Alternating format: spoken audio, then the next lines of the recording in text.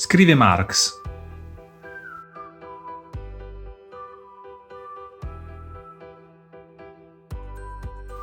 Se siete perplessi, siete giustificati. Il testo, del 1867, è datato e difficile da comprendere. Passiamo allora a qualcosa di recente.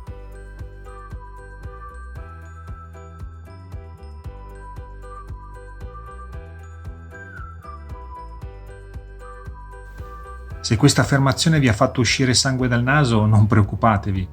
È gergo da esperti di trading e nessuno si aspetta da voi questo livello di competenze, ma almeno le basi sì, Purtroppo l'Italia è agli ultimi posti al mondo per conoscenze finanziarie.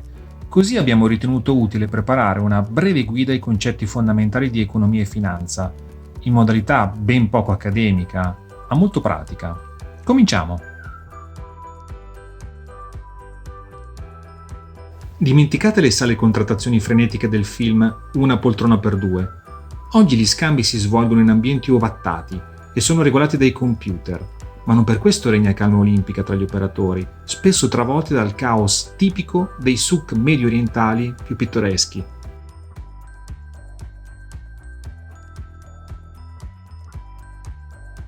Vale il principio del senno del poi.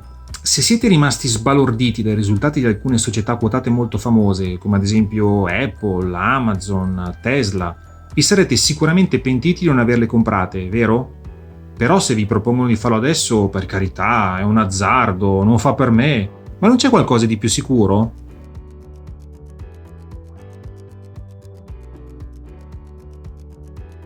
Ovvero la grande illusione. Attraggono come in passato, ma poiché si tratta di denaro affidato in prestito, tocca sempre ricordare che qualcuno ce lo dovrà restituire, con miseri interessi peraltro. Un rischio senza rendimento.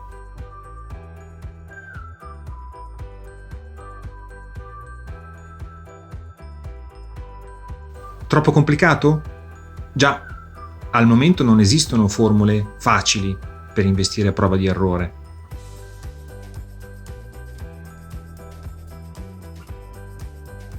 È la distribuzione dei profitti generati da un'impresa ai propri azionisti ed è ricercata come le pepite d'oro nel Klondike, perché questi sono ben più consistenti rispetto alle cedole. Meglio dunque un uovo oggi?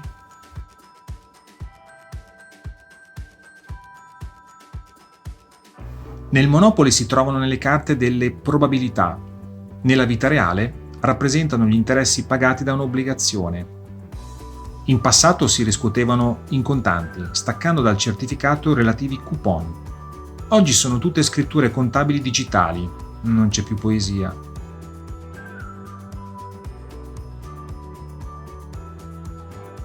Descrive l'oscillazione del valore di un titolo in un determinato arco temporale e quindi indica quanto sia potenzialmente rischioso. Una metafora alquanto abusata ma efficace è quella delle montagne russe. Il problema è che sull'ottovolante ci sono ormai molto più spesso le obbligazioni piuttosto che le azioni.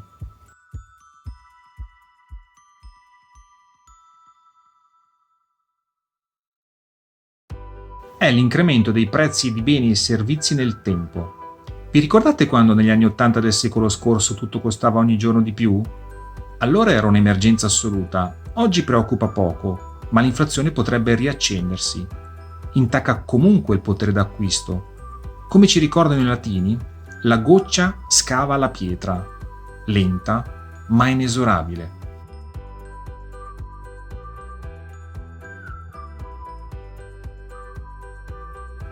Svolgono una miriade di compiti, tra cui far funzionare e sorvegliare il sistema bancario, emettere moneta, controllare la stabilità dei prezzi, fissare i tassi di interesse. Nell'ultimo decennio hanno inondato di liquidità i mercati finanziari, i quali, sentitamente, ringraziano e incassano.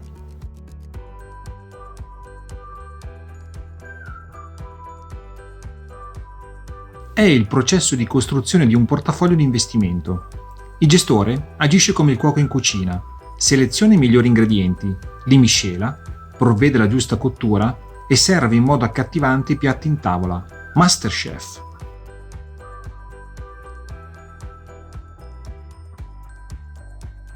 Tutti sanno cos'è, ma molti ne sottovalutano le insidie. L'eccesso di risparmio fermo in banca verrà eroso senza pietà da costi, imposte, inflazione e non frutterà un centesimo, un costo senza rendimento ed un rischio sottovalutato, ma ugualmente insidioso.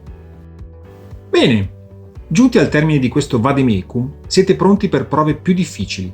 Sarete senz'altro d'accordo su questa affermazione.